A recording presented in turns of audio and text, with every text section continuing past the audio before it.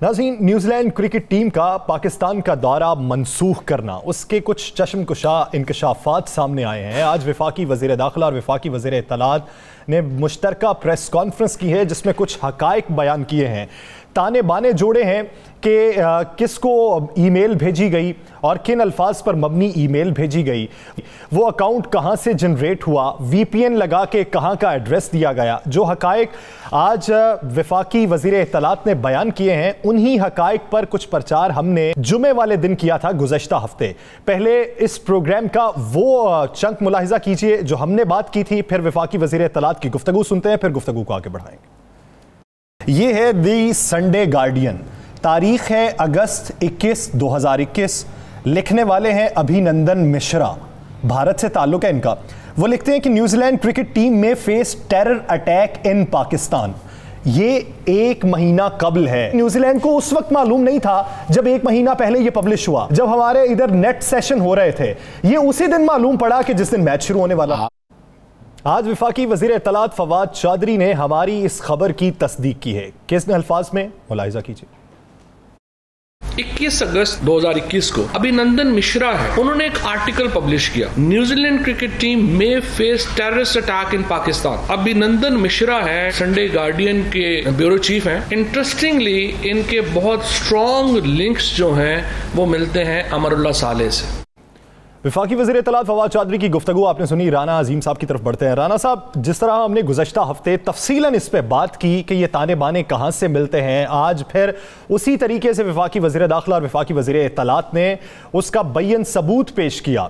तो क्या समझते हैं इस नेक्सस के पीछे कौन कौन से अवामिल कार फरमा है? बिस्मिल्लाहिर्रहमानिर्रहीम, अस्सलातु वस्सलामु अलैका या सय्यदी या रसूलल्लाह, अस्सलातु वस्सलामु अलैका या सय्यदी या हबीबल्लाह। देखें यासर, एक चीज़ तो बड़ी क्लियर है, पाकिस्तान के अंदर दहशतगर्दी हो, ताने बाने भारत से मिलते हैं।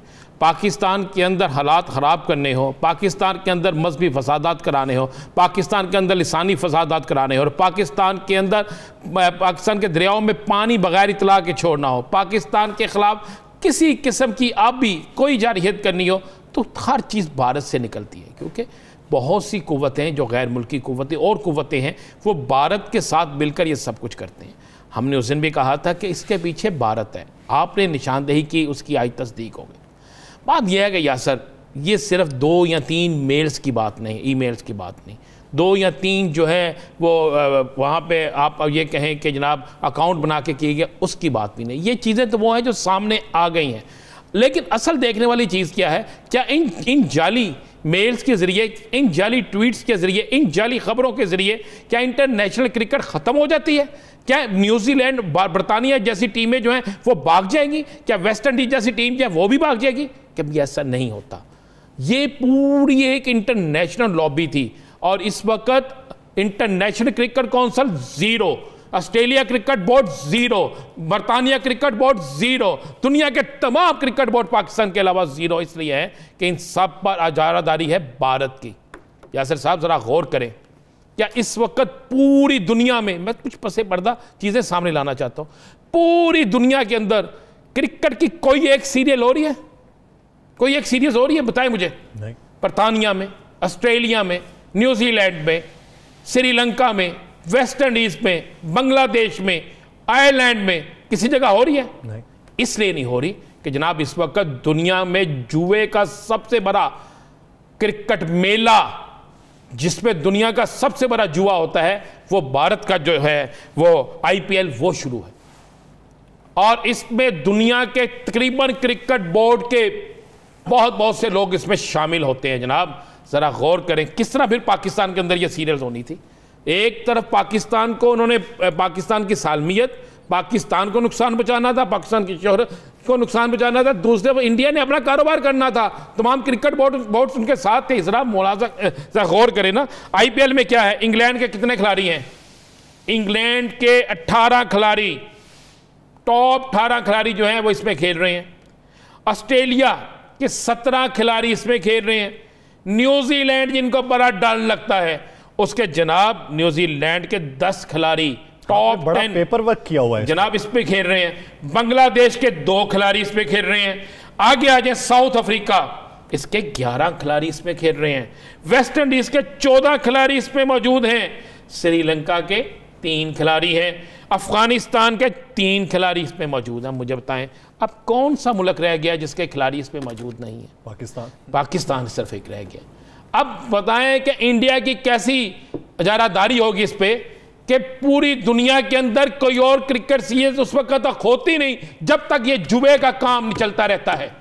जब तक दुनिया का सबसे बड़ा जुआ, जब तक दुनिया में सबसे बड़ी क्रिकेट की बर्बादी यहां पे चलती रहती है। जिस तरह आपने कल एक मैच नहीं देखा कि 6 बॉलों पे एक स्कोर नहीं हो सका, जुआ हो रहा है ना, जुआ है। कौन सा मैच था? कल इसी लीग IPL का। हाँ जी जनाब, पंजाब का था एक मैच और वहां पे हो रहा था। जब दुनिया की क्रिकेट टीमें यहां पे मौजूद हैं, जब दुनिया के, मैंने तो कहा कि खिलाड़ी गिन लेना, मैं चैलेंज करता हूं कि इनमें से एक खिलाड़ी कम है, मुझे कहते हैं जनाब मैं नाम दे देता हूं ये खिलाड़ियों के, ये नाम मेरे पास मौजूद हैं, कौन कौन सा खिलाड़ी कितने कितने में वहां पे गया है। और क्रिकेट बोर्ड जो है दुनिया के, वो बाकी तमाम ममालिक के, वो इनके आगे फकीर बने हुए हैं, इनके आगे मुख्ताज बने हुए हैं। भारत ने एक लॉबी कायम की है, जो लॉबी जो ये सब कुछ कर रही है। तो ये बाकायदा प्लानिंग के तहत, एक इन्होंने अपनी सीरियल बचानी थी, दूसरा सजा देनी थी पाकिस्तान को कि क्यों नहीं अमेरिका को अड्डे दिए, सजा देनी थी कि क्यों अफगानिस्तान के अंदर अमन कायम किया, सजा देनी थी पाकिस्तान को कि आपके अंदर इंटरनेशनल क्रिकेट आपके मुल्क में क्यों बहाल हो रही है।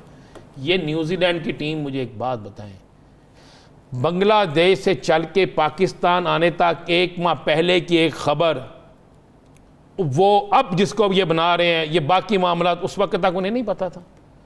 यही न्यूजीलैंड की टीम जब वहां से निकल के, होटल से निकल के एयरपोर्ट तक गई, एयरपोर्ट से फिर आगे गई, एयरपोर्ट जाने तक एहसान उल एहसान कोई आया?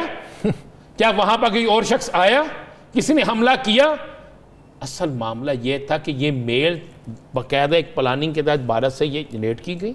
पैगाम तो आज ही मिल जाना चाहिए था। वज़ीर आज़म इमरान खान से कौमी टीम मिलने गई है, एक गाड़ी आगे पीछे सिर्फ एक कोस्टर। तो ये एक पैगाम दिया गया, ये एक ड्रामा था और इस ड्रामे का सारा जो हिस्सा था, अब मैं आपको आगे चलता हूँ। ये जिनकी तस्वीर हम दिखा रहे हैं, जिन्होंने ये जाली मेल्स बनाई, जिन्होंने ये सारा कुछ किया, अब इनके पीछे कौन है? ये कहाँ पे हुए डिस्कस? असल सवाल भारत के अंदर कौन था?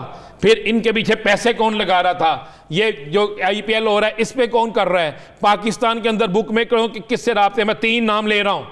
ये 3 नाम वो है जो ये सारा कुछ मैनेज कर रहे थे, जिनके जरिए इन्वेस्टमेंट हो रही थी, जिनके जरिए खाली ये इंटरनेशनल मीडिया में सारा कुछ चाया जा रहा था, जिनके जरिए जुआ से हर चीज़ होती है, जिनके जरिए पाकिस्तान के अंदर भी सहूलतकारों को पैसे दिए जाते हैं। एक नाम है बालम 11, बालम 11 या बालम 11, ये इसका कोड है। बालम नाम है, 11 नंबर इसका कोड है। सही। दूसरा नाम है सागर और तीसरा नाम है मनोज। ये 3 वो बड़े बुक मेकर हैं। तीनों के तीनों जो हैं वो रॉ के एजेंट हैं। तीनों के तीनों दुनिया के किसी मुल्क में भी आप कहें कि 50 अरब की हवाला कराना, पैसे पहुंचाने, ये पहुंचाते हैं। जनाब आपके पाकिस्तान में कराची, इस्लामाबाद, लाहौर, सियालकोट, मुल्तान, सक्खर और रावलपिंडी, कहाँ कहाँ मैं आपको बताऊं कि इनके रूट्स हैं।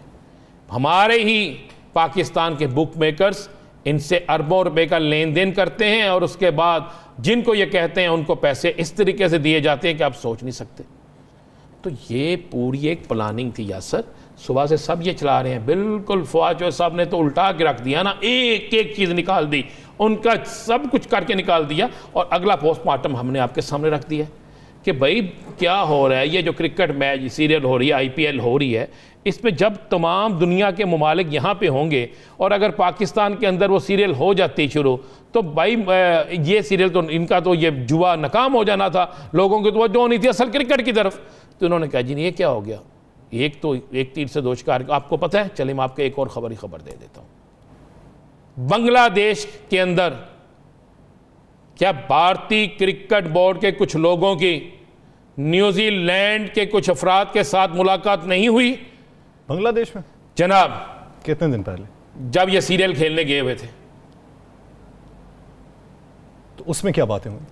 उसमें बड़ी चीज़ें तय, ये सब कुछ तय था। जो कुछ लोग किसने वहाँ पे क्या ये नहीं हुई कि पाकिस्तान के अंदर आप गैर महफूज होंगे? क्यों नहीं बताते? सवाल पूछें कि बांग्लादेश में इन्हें सिक्योरिटी कितनी मिली थी? बांग्लादेश की ज़रा आप सिक्योरिटी देख लें तो आपको पता चले। शेख रशीद ने ठीक कहा था कि न्यूजीलैंड में उतनी फ़ौज नहीं है जितनी पाकिस्तानी सिक्योरिटी देती। तो वहाँ पर जो इनको इंडियन क्रिकेटर, इंडियन बोर्ड के कुछ लोग मिले थे, वो किस लिए मिले थे? रूल के मुताबिक तो जब आपकी किसी मुल्क की भी कोई क्रिकेट टीम कहीं जाती है तो वो तो किसी और से मिलती ही नहीं। इनसे क्यों मिले थे? वहाँ पर सिक्योरिटी प्रॉब्लम क्यों नहीं थी? वहाँ पर सारे मामला क्यों दुरुस्त थे? या सर बहुत से ताने बाने हाली मिलते नहीं, इनमें से बहुत सी जगहों पे बहुत से लोगों के साथ फिट हैं। तो इसलिए हमें शायद तरक्की पजीर मुल्क समझते हैं, नहीं मैं आगे भी आके जाता हूँ आगे इसीलिए एहसान फरामोश हो जाते हैं कि जब कोविड के दिनों में कोई टीम आने को तैयार नहीं थी, पाकिस्तान बरतानिया गया, 3rd क्लास होटल्स में खिलाड़ी रहते रहे, उन्हें बुरी तरह ट्रीट किया गया, लेकिन क्रिकेट की बहाली के लिए पाकिस्तानी खिलाड़ी वहां पर पहुंचे। लेकिन अब जबकि पाकिस्तान महफूज मुल्क है, तमाम सिक्योरिटी एजेंसीज के सरबराहान यहाँ पे आए, हमने सेफ हेवन आपको दी, उसके बावजूद आपको यहाँ पे सिक्योरिटी। मैंने तो आपको आगे रखती है यासर कि ये इन मुल्कों के ये खिलाड़ी जो हैं ये इस वक्त इंडियन लीग खेल रहे हैं और तमाम क्रिकेट बोर्ड जो है ये अपने क्रिकेट बोर्ड से इजाज़त लेके आए हैं। और मैं आपको ये भी कह दूं, ये इंडियन प्रीमियर लीग पाकिस्तान के किसी स्टेडियम में ये इजाज़त लेके खेलने आते फिर भी खतरा ही कोई नहीं था, इसलिए कि ये जुए का कर रहा है, इससे पैसा आता है। दुनिया की क्रिकेट बिक गई है पैसे पे, इंडियन पैसे पे बिक गई है और इंडिया ने खरीद लिया इन सबको और ये बिक गए हैं। इंटरनेशनल क्रिकेट काउंसिल जो है इस पे क्यों नहीं बोलती? क्यों नहीं बोलती इस पे? क्यों नहीं इस वक्त चलें बताए दुनिया में इंटरनेशनल क्रिकेट काउंसिल उस वक्त तक कोई सीरीज क्यों नहीं कराती जब तक इंडियन प्रीमियर लीग चल रही होती है? इतने बेबस है। ये सारी एक मोनोपोली थी जो पाकिस्तान के खिलाफ इंडिया ने इस्तेमाल की। इंडिया फ्रंट पे आया, दीगर ममालिक जो की एजेंसियां जो आगे नहीं आ सकती थी वो हिस्सेदार बनी और हिस्सेदार बन के एक तीर से 2 शिकार किए।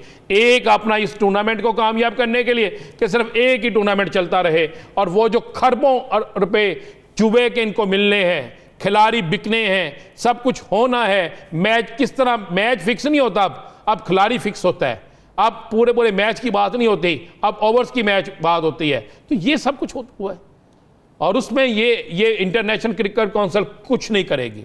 अब वो चंद बाज़मीर खिलाड़ी जिनके ज़मीर जिंदा है वो आज अब ट्विटर पे अफसोस का इजहार कर रहे हैं, जिन्हें क्रिकेट से प्यार है वो कर रहे हैं।